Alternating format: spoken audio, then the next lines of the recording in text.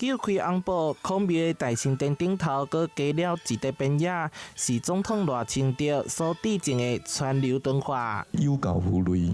栽培一代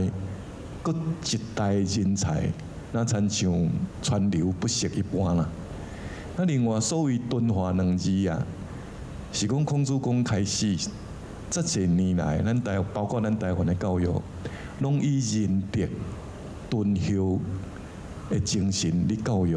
台南孔廟是對1665年創建，台灣上早孔廟，互看做是文化甲教育的發源地，嘛是台南文化首都地位的精神核心。歷代皇帝甲歷任總統提贈的邊野，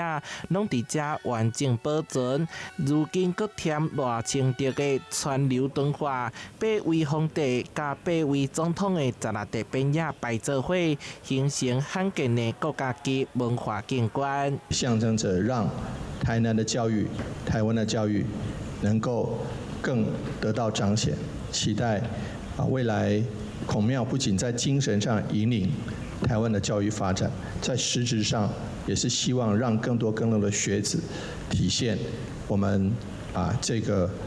教育的工作的重要。賴清德28號轉來到台南，甲鄉親見面，除了到孔廟獻餅，嘛前往聖母廟參拜，上香祈福，感謝媽祖對台灣的庇佑。隨後到主菜保生大帝的歸仁仁壽宮，替新建的文物展示關卡牌。